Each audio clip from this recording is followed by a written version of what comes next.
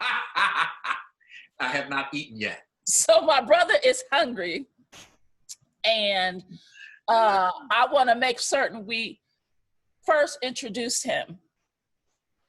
All right. Well, introduce me. This is my fabulous, entertaining, extraordinarily talented, did I say talented? So smart, so handsome. My brother, I call him my big brother, brother B&B, Eric Lee Riley. That's me. Hi, everybody. Hi, Tanya. Hello. Thank you for that illustrious kind of introduction. But yeah, I'm Eric Riley, and I'm her big brother, and we're going to speak a little bit today about my experience with pancreatic cancer this year. So a lot of people didn't know. Yes, a lot of people did not know. So this has not been public, so to speak, other than for my chosen family, who's very close to me, and my actual blood family. So those people know, and anybody who surreptitiously kind of found out knew. And my husband, Greg Heil, tried to keep them appraised or apprised of everything that was going on as well as he could from the very beginning. So I guess that's what we're going to do. We're going to go back to the beginning. That's what we're going back to. Like before anything, prior to your diagnosis, how would you say you were living your life with you and your husband, Greg Heil? Well, we were living the life of Riley, as they say. You know, I know you asked me. If you don't know that, Google it, that reference. I mean, you know, actually, if you look up the life of Riley, what you're going to see is some old white guy named Riley from a 50s sitcom or early 60s sitcom. It was called The Life of Riley. Yes. But of course, I adopted that because my name was Riley. And so am I. I'm a Riley. So we went to The Life of Riley, and I have made something different out of The Life of Riley. But no, we were fine. We were living well. We usually spend the winter in Puerto Rico, and so that's where we were when all this went down at the beginning of the year. And you asked me about my health habits prior to how because that's really important. But actually, I was in excellent health. Yes, you were. I had my physical, you know, before we left. I had my physical in December and everything. So this is something that came along out of left field. Not that you would have picked it up in any physical. So that's part of it. And I was going to the gym all the time, you know, all of that. Because I'm a dancer, I'm a singer, I've done all of that. Exactly. I've been very physical my entire life. Exactly. So I was in great shape. And at the time, once we got to Puerto Rico, I was, well, we were going to the gym 5 or 6 days a week, actually. I mean, doesn't that have, that sort of explains me. Doesn't it? I don't know. No, it kind of does, because I just posted that recently about Debbie Allen. Oh yeah, I saw that. Yeah, so I'm just saying, like, had you not gone to Broadway from Michigan and then came home and been like, you must put her in dance. And Mama was like, where? Like, what are you talking about? So I'm just saying that's kind of where that all stemmed from, you know, being active and being out and gardening. I mean, I was always active though. Yeah, but that's the point. We were always active. I even discovered dancing. You know, I had sports. I did, you know, I was in football. I ran track. I did all of that stuff prior to discovering that actually you could dance and that people made a career out of. Because didn't you do that when you came to New York? Didn't you learn dancing in that capacity? Well, I learned more about it when I got to New York, but I had been introduced to it through Diane Steinberg. Right. Which we talked about before. Diane Steinberg Lewis is her name now, if you care to Google her. And she was a student teacher and then a teacher at my high school in the music program. And And through her, I learned about the theater and that we could actually participate in it, that there might be something in it for us. And, you know, because I never had discovered it before, so I didn't really know before her that people actually got on stage and did stuff live like that. I had no idea. We had a theater near us in Battle Creek called the Barn Theater in Augusta, Yes. Michigan. Yes. As far as my dad and my grandfather knew, they showed movies in there. So they had no idea what they even did at that theater until I was working there as a live actor. That's right. So See, anyway, you see how we you see how we digress, because we could be here like all day. Right? Off track. So let's go back. No, but that's not off track, because it's also a part of the point, which is you're living your best life with your best husband and your best family, doing your best thing, and then all of a sudden you're not feeling well. So when was that? Okay. Well, actually, we went to Puerto Rico. We went to Vieques, Puerto Rico, a little island off the coast of the Big Island. That's actually quite lovely. And we've been going there for 20 years. We were there for the winter vacation. We went January 2nd. We went down there of this year, 2020. And, you know, I felt fine, but the trip felt a little off. The first month of January, the month of January, the weather was really pretty awful. So we were just kind of complaining about the weather every day. Then we got to February, other people started coming. There's the same group of people that show up there every year. So they started coming, and we gave a dinner party on February 19th for some people who were arriving on the island. And at that dinner party, we had oysters on the half shell. Okay. Which, you know, had been shipped in from the Northeast. So we had this dinner party on the 19th of February. We got the oysters. And that night, I didn't feel that well, but I thought it may have something to do with the oysters, because I thought, oh, maybe I got a bad one. But I've had food poisoning before, and it wasn't like that. It was a big, like a gas bubble below your stomach, between the stomach and the, you know, bowels, but down at the bottom of the stomach. And I couldn't get comfortable.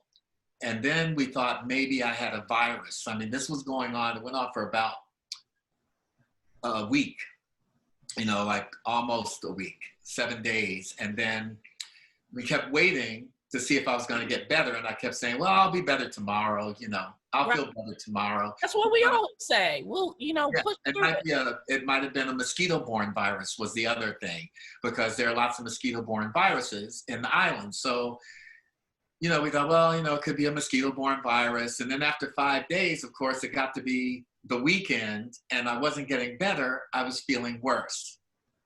And so I was going to the beach, but I was very uncomfortable at the beach. I couldn't sit in the beach chair. And actually, when I did the video for you for your birthday, because when I finally found out, I was like, you knew before that, and you were like, I was sick then, but I didn't know anything. Yeah. So I didn't really know anything. No, you didn't know. I didn't feel well, and when I felt well for long enough to do that song for you, I got up and went down to the water and did that. But I just wasn't feeling well, and then I thought, well, but it's different. And people kept asking me, well, does it hurt? It didn't hurt. I was very uncomfortable, but it did not hurt. And I could not get in a comfortable position. And then I started having kind of a little fever. And then, you know, it's like then Greg said, you know, you should go to the doctor. I think you should see a doctor. So we know the doctor on the island, or there are two doctors, and we know one of them. Her name is Yvette Perez. And so we went to see her. And she said that there was a stomach virus going around, and that her husband had it, and that she had had it, and that's very possibly what I was having. So I went back home for like 2 more days, and then Greg said, no, something's not right. Isn't it beautiful to be married to someone for 40 years that could point that out to you, because he used to be the chief of emergency medicine at St. Vincent? Yes. Just saying. Just saying. So this is all part of this whole charmed thing we're talking about. So yeah, you know, he said, well, I think you need to go back and see her and she needs to do blood tests. So we called her up and Greg said, he needs to come back and you need to run blood tests. And she said, okay, Greg, whatever you say. So we went to the office, got the order, went to the lab, and I couldn't draw the test because it was Monday and it was afternoon. And the island is so small, it has no hospital or any, Oh my God. structure. The hospital was actually destroyed in Maria. Oh, that's right. And nothing, no aid has been given. I was just gonna say it hasn't come back yet. It hasn't come back to, oh my God. So, you know, we went over there to get the test. There's only one little lab. So we went to get the test. They said, well, you can't do it today because all the blood has gone over to San Juan, and that's where they send it to get the results for the blood test. So I had to go back on Tuesday morning at like 8:30 when they open and get the blood drawn. Right. So I did. They sent it out. On Wednesday, the results came back. So Dr. Yvette calls and she says, well, the results are back and you guys can pick them up and come and see me. Well, the place where the lab is only 2 blocks from where the doctor's office is, but Vieques has no way to get those results. Wow. 2 blocks. Wow. You have to go and pick them up. They can't fax them. They have no one to run them over to the Oh doctor. my God. So Oh my God. we had to go get them. So I went and I got them. I picked them up. I got in the car. Greg opened the envelope and he went ashen looking at these results. And I'm in the other seat, in the passenger seat, and I looked at him and I said, well, they must be really bad. You don't look good. And he said, these are really bad. He says, it's really bad. Everything's out of whack and off the charts. And so then we went to the doctor and he gave them to her and she looked at him and made the same face. So I thought, okay. I mean, it's really not funny, but I can't even imagine. No, I thought, okay. Because that's kind of how we would respond, kind of. I mean, I'm looking at 2 doctors and they're looking at the results like, I think, okay, something is rotten in the cotton, as my friend Dennis would say. So I was like, okay. So then she said, well, you need to go over to the Big Island. Go over to the Big Island, go to the lab over there, have them redo the tests and get a CAT scan because we need to see what's going on inside you. Right. I was like, well, then she said, well, once they do that, if the results are the same, they're going to send you directly to the hospital. Well, I'm not going to the hospital in Puerto Rico where my husband speaks no Spanish and trying to like find out, I don't know, just being in the hospital. And the pandemic had started. So it was all on the news that it had started. And they had found the first case in Seattle and all of that had happened. And Italy had shut down. But that's another part of the story. So all that had gone down. So I just said, well, no, we'll go home. That's right. You know, I said, no, we'll just go. I really was curious about that. Yeah. So I said, well, I hadn't taken any of that into consideration, that Puerto Rico had not come back, that you weren't fluent in Spanish, not to mention the COVID. And how close to the COVID, wasn't it like only a couple of days that y'all beat having to stay in Puerto Rico? Yeah, by about a week, I think, because we left Saturday, March 7th, and it seems like by the next weekend, it was because I told everybody that they should go if they were. Yeah, because I was shut down from my job by. It wasn't even the end of March. It was, but close to the end of March. So everything was shut down. So had y'all not come. Well, when we came back, everything wasn't shut down yet. I mean, it wasn't all shut down yet, but like right after y'all came, I'm agreeing. That's when I was shut down. That's the timeline that we're actually talking about. Yeah. When we arrived, well, the thing that happened prior to this, because you were asking questions about how the care ended up in Brooklyn and all of that. The answer to that is, first of all, we live in Brooklyn. So that's the first part of it. The second part of it is those blood tests that I took were also sent to my doctor in New York. Right.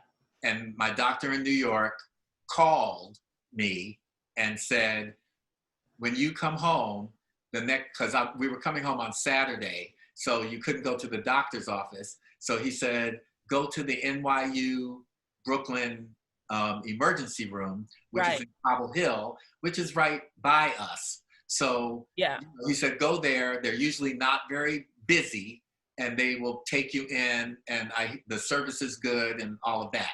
So he's, his name is Dr. Kuhn, and he's Mount Sinai. Good. And, you know, so. Good things to know for people. And so he sent me to that ER, and we had VRBO people in our house, so we couldn't go home because our house was rented. Our apartment. This is how they live their fabulous life. So their best life. Rented, and we had to go and check into a hotel. So we were in a hotel, and I was so uncomfortable. Well, the whole plane ride, everything was so uncomfortable. By the time we left Puerto Rico on March 7th, I had jaundice. And my eyes had turned yellow. And I know jaundice well. Jaden and Hunter both had them. Yes, you do. And so, you know, I was wearing dark glasses and dressed in black and actually wearing a jacket, girl. I was wearing a leather jacket in March in Puerto Rico because I was cold. Wow, that was another symptom. Yeah, I was like shivering. I was cold. Well, the fever was being caused by, which we found out. It was not COVID, just so everybody knows. I was not traveling with COVID. And right, right. But there were boats that they wouldn't let dock, okay? So when we flew home, there were a bunch of cruise liners. Right, I remember that. Come in. They wouldn't even let in, And all these people were like heading home, and I'm trying to like stay away from them because I'm thinking about COVID now. And all of these people are coming off a ship. Why do you think I ran to y'all? Oh my God. Why do you think I ran to your hotel room? They were like, we don't normally do this. I was like, I know, but nothing's normal right now. That's right. So I need you all to let me in, and we need to wipe everything down. And that was fabulous. And we got there and arrived to all of that, and you had set all that up with the flowers and the baskets and the hand sanitizers and the, you know, all that stuff was in the room. And that's because my sister put it there, just so you know. Okay, well, the other sister picked us up on the morning of the 8th. It was a Sunday morning, and she picked us up at 8 o'clock. And that other sister name is? Gina, who I say conversations with my sister. She took me to every appointment. So I didn't have to ride in anyone else's car. And catch any cooties they might have. Right. So she sanitized her car and drove me to everything. Because on a good day, Gina K. Riley is germaphobe. On a good day. It is. Completely. Thank God. So anyway, we got there. We went to the ER. And even there, here you go. Greg interjected because I didn't really know what to say when they asked me like how I felt. And I was trying to describe, you know, how I felt and what brought me to the ER. So I was describing, you know, the feeling in my stomach and everything. And Greg was with me with the intake nurse, and he just turned to her and said, he's jaundiced. And she said, oh my God. And she, you know, looked at my eyes and sent me directly, do not pass go, to the back. And I collect $200. Yeah, it was just like directly, not back to the waiting room, not, well, wow. He's like, no, someone will be right in to escort you to the back. Wow. So they escorted me to the back where all the little cubicles and stuff are. And they did a CAT scan. They did a sonogram. They did the blood test again. And within a couple hours, they got the results for all of that. And the guy came back and he says to me, you know, Mr. Riley, your results have come back. And he shut the curtains and he said, you appear to have a mass in your pancreas. And I said, wait, stop, what? He said, That's exactly how I would have responded. Yeah. He's like, you appear to have a mass in your pancreas. And I said, you mean a tumor? And he said, yes, a tumor. I said, well, stop right there. Don't speak, don't say any more. My husband and my sister are in the waiting room, and I have a feeling I'm not going to hear anything after tumor. That. So I need more ears in the room. More ears to hear, yes. And so he went and got them, and he brought them in, and then he continued to tell us what he had found, or what they see on the CAT scan. Right. And all I was thinking was the last person I knew with pancreatic cancer, which actually was Stanley, who was Greg's boss. I remember Stanley, actually. And his pancreatic cancer was discovered, and a month later he was dead. So this is what because it's not one of those cancers that no, it's not. It's you not can easily detect. I mean, not that any cancer really is, but it's definitely not one that you would be able to detect. No, it's called a silent killer. Wow. Okay, so well, alrighty then. The thing is, I had alarm bells because it wasn't silent. Something was happening, and I could tell something was happening. So it was further along then. Yeah. And had, frankly, you, again, not been with your best half. Exactly. You know, it's like, so all of this could have gone completely a different way, but because of everything that I'm surrounded, I am truly blessed. Held up, okay? Let's just say. And everything worked out in a way that I could not have imagined and could not have been any better, because it just was connection after connection. Well, you know, not for nothing, but Patricia Ann, and Sherry, and Mary Ellis wasn't gonna let that go down. I was like, you know, Mama intervened, but that's a whole nother part. That's another moment. How to get there, because she too died of cancer, but it was colon cancer, and by the time it was discovered, it was too late, and it was out of the box, and it killed her in 6 months. So this also part of this story is the fact that it happened to her for her 65th birthday, and this was my 65th birthday, and all I thought about from the time she died almost 20 years ago was whether or not I would make it to 65. Exactly. Here I am. That's just what goes on in your head. In this emergency room with this man telling me I have a tumor in my pancreas, and it was 2 weeks before my birthday.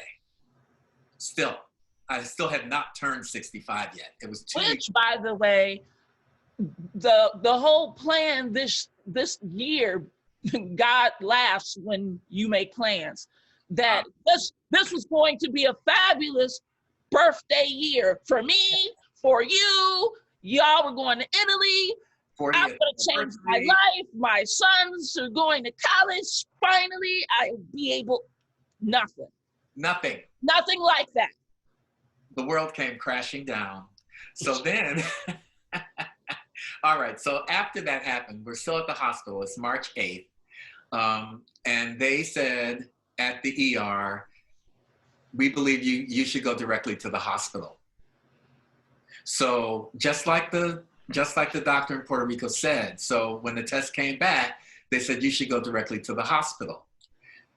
Well, I could have gone to Manhattan to the hospital, but the difference was if I went to Manhattan, they would have had to go through everything I'd already gone through before they could admit me to the hospital. Wow. They could transfer me to NYU in Brooklyn, which is what it was, an NYU hospital in Brooklyn, without having to go through that, and just get a bed for me and put me in a bed. So by the time they took me in an ambulance with Greg to the hospital in Brooklyn, are you followed in her car. Are you freaking out at this point or no? No. Okay. No. I mean, I never freaked out. I was actually calm pretty much the whole time. I cried, but that was later. You know, it's like, it just all seemed surreal. Like I was dreaming, or, you know, I'd never ridden in a ambulance before. Never been in the hospital before.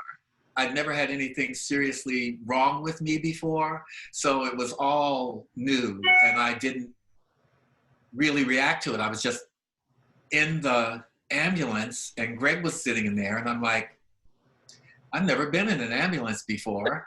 And they were taking me to this hospital, and I really didn't even know where they were taking me. I didn't even know. Wow. And then when we got there, I thought, where am I? You know, it's like when I got to the hospital, but then they took me in, had a bed for me. I went right upstairs, and I was in this bed in this hospital, and this had all happened in one day. And that very same day, that Sunday, Gina's friend Victoria is married to a doctor named Harry. And Harry knew, because Harry is based in Brooklyn, and he knew of Dr. Carrera. Oh, so you had your own private set of doctors. Oh, I did. Oh, no. Your husband and two close friends. Yes. Were all over there consulting. Gina got in touch with Harry. Harry got in touch with Dr. Correa because he is a pancreatic surgeon, like a— Get out. It's like a Mohs. It's Get like out. What's it called? It's not. No, I had what's called a Whipple procedure, and he is an expert at doing that. And so Harry called him on his day off on Sunday and asked him to come to the hospital and meet with him. And he did. He stopped what he was doing on his day off, came to the hospital, looked at my CAT scan, and came to my room to talk to me. God, won't he do it? God, won't he do it? On a Sunday. On a Sunday. God, won't he do it? Go ahead. On Sunday. And he said to me, I've looked at your CAT scan, I've seen your blood work, and I believe you are a good candidate for Whipple surgery. Let me explain to you what that is. It's major surgery. It takes 5 hours to do it. But I believe your tumor is not exploding. You know, the tumor was blocking all the bile ducts in the pancreas that go to the liver and the stomach and the intestines and all of that, which was why I was jaundiced, because the liver could not empty. And so, you know, it was the gallbladder, like all of those things that are in there. And he said, I don't think it's attached. You know, it's like, it doesn't appear to be attached to any of the blood vessels. And I think I can go in and take the whole thing out, along with all of the areas around where, you know, the tumor was. So he explained that to me. And then he said, and then there will be a GI guy who will come and give you another option. And I said to him, I don't really need another option. I'm going with what you're saying. I said, yeah, I just said, I'll do it. I'll do it. I said, well, how soon can we do it? He said, I can probably get you scheduled for Wednesday. I said, okay, fine. So it was scheduled for Wednesday. The GI guy came, and what he wanted to do, or what he suggested as another alternative, was to do a biopsy of the— Oh, so he was going to drag it out. Yeah, and it would have been 2 procedures. Yeah, so no. Had to have the biopsy procedure. Then they would have done chemo to shrink, you know, then they would have shrunken it. Then they would have done it, you know, and I was like, no, I want this out of me, and I want it out as soon as possible. That's right. So I was in the hospital on the 8th. On the 11th of March, the surgery happened 3 days later. In between, I saw you, you know. Yeah, I was like, let's be clear right now. I know he was dreading having to tell me. Oh, no, I'd already decided what to do about that. You know, and I did it exactly like I decided I was going to do it. It's like, I thought, well, you know, Tanya doesn't need to know much about this other than I'm here and I'm doing this, and she can come before the surgery, period. Because no one knows whether they're going to recover from surgery or if you're going to come out of the room. So, you know, everybody came, I saw everybody, and then Wednesday was the day. And I went in and had the surgery on Wednesday, March 11th. It took 7 hours. Because it was longer than they thought. Well, the tumor, it was big, kind of entwined a little bit. So they had to, it took longer to get it. It was tangled a little bit. So they had to get it out out, and then you have to re-sew everything. I lost a percentage of my stomach. They took out a percentage of that around where the tumor was, the liver. They took out my gallbladder. They took out several inches of intestines also. And then I got new connections for all of that.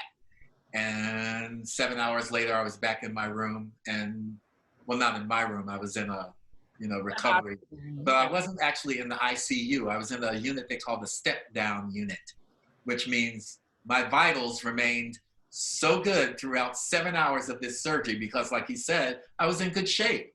Yeah. And so he could go in and he could do it. My vitals remained good. And I got through 7 hours of surgery without them having to intervene in any, Basic capacity. Yeah, they didn't have to do that. And so they were like, you were a rock star in there. Well, I was like, whatever that means. So anyway, that's how that went down. And 7 days later, I got out of the hospital. I mean, because I was determined to get out. Well, nobody wants to be in the hospital. Oh, it's terrible. First of all, you can't rest in a hospital. Because of nothing else. You can't sleep. Well, Every 2 seconds. The other thing to remember is that this is March 11th. So now the city is on its way to shutting down. Yes. It's shutting down. The hospitals are making COVID wards. The floor that I was on was becoming a COVID floor. They were moving patients to other places. At the time I was there, they didn't have a COVID patient yet, but they expected they were going to have them. And so I was like, I got to get out of here. Now, Miles' birthday. But that's right. That's right. Miles' birthday was the 17th. So I set that as my goal to get out of the hospital. But that was only 6 days. But I got out on the 18th. Okay. I managed to get out the next day. So the next question would be, though, when you got home, you and Greg, how did you deal with your mental health? Like, how did you function through chemo and radiation after that? Like, there was a slew of things, that timeline from March until... I'm trying to keep the timeline so that each thing comes the way it came. So after the surgery, I went home. There was a recovery month. Now, the thing that I did leave out is that Dr. Carrera did the surgery. He had done residency for Memorial Sloan Kettering. You got me? All right. Now, not only had he done that, but he had worked with Dr. Eileen O'Reilly, who was Ruth Bader Ginsburg's doctor for her pancreatic cancer at Memorial Sloan Kettering. So he said... To understand that don't know the significance of that. I'm just saying, these are all the things that went down. And it's like you say, because my network was flawless. All right. My husband said, I want him to go to Sloan Kettering for treatment. Dr. Carrera said, oh, well, I was there and Dr. O'Reilly is there. Let me contact her and get her on his case. Wow. So he contacted her. The blessing of it all. And a month later, I was going to Memorial Sloan Kettering for chemo that she took care of. And that chemo treatment went on for 6 months, every 12 days. It wasn't too debilitating. And mentally, I think I remained pretty good. You had up days and down days. When you felt bad, it was down. When you felt almost normal, it was time to go back and have it done again. Right. And then it accumulates in your body. So the longer I did it, the longer it would take to get over it after you would go, the shorter the recovery period was between the time you had to go again, and it, trust me, got really old going to chemo. I can't even imagine. It was really old. And so that went on, like I say, for 6 months. And I really did very well with that, comparatively to a lot of other people and their reactions to chemotherapy. Because I was never really sick, You know, it's like I never felt really sick. I had trouble with constipation and things like that that happened from it. You know, and just fatigue, just tired, you know. Yes, that's the phone. It happens because people that's fine. don't know that you're taping. So here you go. That's fine. So anyway, push the phone button. Hello. He only knows how to work a cell phone. So anyway, you know, so it was 6 months of that, and throughout that, you're getting blood tests, and you know, I have a port that was inserted that's in here, through which they did put the chemo in. Yes, you know, so that because my veins aren't good, and trying to search for a vein every time and blowing it up and all of that, I was just like, put the port in, just get it in there, and you have to go and do that. And in order to do that, you had to have a COVID test. I mean, it was just like, you know, I've had several COVID tests. Well, you had to have them. I mean, you know, if I was allowed to go somewhere to work, I would have to be tested all the time. Yeah, I mean, think of that. I mean, I'm mainly at home. Like, you know. Well, so I mean, you know, we didn't see anybody. We stayed at home. We were quarantined in our apartment in New York from March till November, basically. Yeah. We didn't, you know, we went outside. Thank God we have outdoor space. Right. And we could go out in the back and everything and be in the yard. But both of you are compromised in a particular way, so you could not be exposed to much of anybody. You know, so I don't know. It's it's a life-changing journey, I'll say that.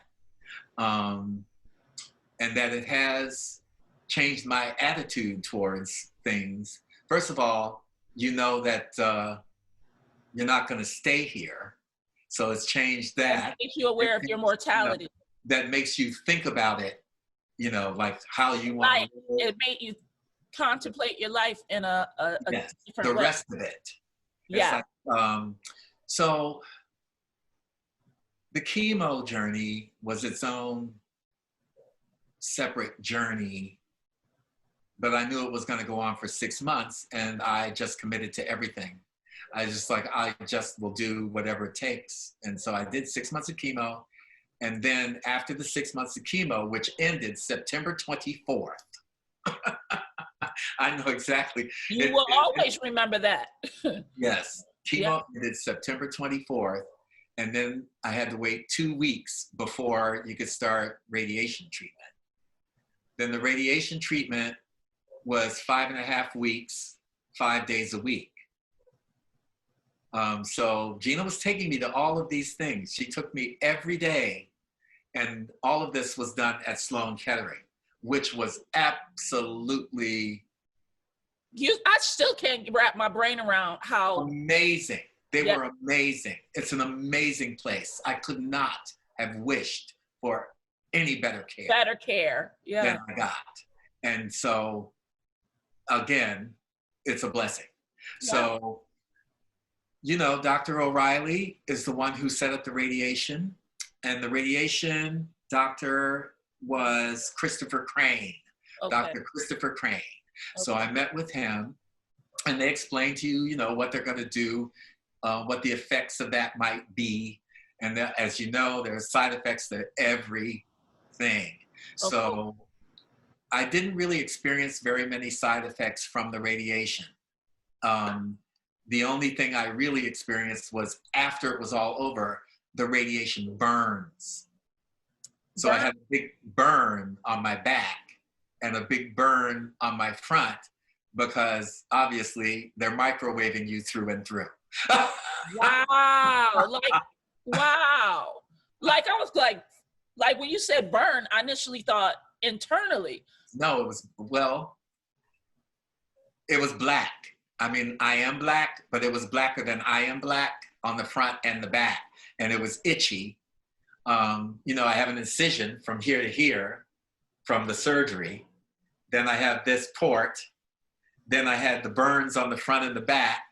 You know, it's like, and so that's part of it was, you know, my body became unrecognizable to me throughout this process. It's like I didn't recognize that as the body that belonged to me. Right. You know, with the scar, I was watching the scar, and then I'm looking at the burns, and then I'm like, whose body is this? You know, it's like, but it's that kind of thing. So, you know, and it's still kind of surreal and unreal to me, even though I've been through it all year. Between the radiation, when the radiation finished November 17th was the day that I did the last radiation treatment. Then there had to be 3 weeks between the radiation treatment and the next CAT scan, because your inner organs and everything are swollen from the radiation, and it makes it more difficult to see what's on the CAT scan. So you have to have a period between the radiation and the time you do the CAT scan so that it can go down, so that when they do it, the doctor can see clearly. Okay. So, so then that happens. So now it's December 10th. And on December 10th, on the 9th, I saw my surgeon again just for a last follow-up thing with him. And on the 10th, I had the CAT scan. You know, and somewhere around there, that's when I decided that I was going to finally go and get tested, because I was hoping to be able to see you and Greg. But I was like, at least be outside and be able to see you. And then, because I haven't seen anybody really. No, I know. I mean, I saw you at the hospital. That's the last time. That was, but I, you know, it's not just you. Like I've only gone out to the store, to the bank, to the post office, come home. But because, you know, Jaden and Hunter, and then now Hunter was still, I could only quarantine them for so long. Right. I couldn't control that. No. So I was like, what's the point unless I have symptoms to even bother? Because I'm being exposed all the time with whatever mess they're bringing in and out of the house, right? So that's why I went to get the test finally, because I was like, I have to be tested in order to even contemplate. And literally when the day after, y'all had left for Cape. Oh, well, yeah, because on December 14th, I went to see Dr. O'Reilly to get the results of the CAT scan. And I will say that prior to that, when I got the CAT scan on the 10th, between the 10th and the 14th was my most anxious moments. I had the highest anxiety level for those 4 days waiting to see her, because if she didn't say I was cancer-free and she said they saw something else and that I had to have more chemo or something, I think I was going to jump out of the window. I could not face doing that again. I thought, I can't do this again. I've gotten through all of this. Well, she didn't say that. She walked in the room and she said, well, Mr. Riley, you're cancer-free. And I screamed out loud, and everybody heard me. And I told everybody on the way out that I was cancer-free. And I sit here before you now as a cancer-free pancreatic cancer survivor. I love that word. I hated that show, but I love that word. As Beyonce said, I'm a survivor. I'm not going to give up. Okay. Come on now. Come on and talk about it. And this is why I wanted to do this. And that's the story in a nutshell. With the 2020, everyone has had. Yeah, girl. And we are on the eve of it being 2021. And it was the best Christmas ever. Ever. Best gift ever. The anniversary was Christmas Eve. 40 years. I wasn't sure I was going to make it to it. But here I am. But you did. Yes, I did, Blanche. Here I am. So, I hope you got what you needed. I did. And my last question would be words of wisdom and hope for people who are feeling they're still in adversity of it all, what would you? Well, you know, I know everything sounds trite, so I wouldn't try to give anybody any words of wisdom except to say what everybody's always said, what our grandmothers say, and what all these people say. What doesn't kill you makes you stronger. And I'm stronger for what I have gone through. Yes. I was strong when I got to it. I am stronger now. So it didn't kill me. So here I am. God takes you to, will get you through. Yes. Keep on keeping on. Keep on keeping on. That's Pat's. Yes, I got everything I wanted. Thank you so much for this. I so appreciate you. And Greg in the background. Well, he's not in here now. Oh, well, let him know. I can feel his presence. He set this up for me. Really? Because, you know, Joe has all the equipment. So he set it up. Oh, that's so sweet. And everything. So I wouldn't have light on my face except Joe has a ring light. I just got one the other day. Well, he's got all that. The ring light, you need to get the stand too. I have a stand. I just didn't have time to set it up because I had to do some other stuff that I didn't expect prior to this. I know you said that. I won't even ask you what it was. Anyway. We want to end it here. Let's end it here. All right. I love you so much. This was so great. Thank you, thank you, thank you. I hope everybody else really appreciate it as much as I do. Probably more, you know, because I'm a whole different can of emotional worms about this. Of course. You know, it's like, but there will always be challenges in this life. Yes. Always. And you have always been my beacon of light. I love you. I love you back. Go eat. Love you. I'm hanging up now because now I'm starting to get emotional. Leave the meeting. Bye. Bye. Do it again. And. Yay!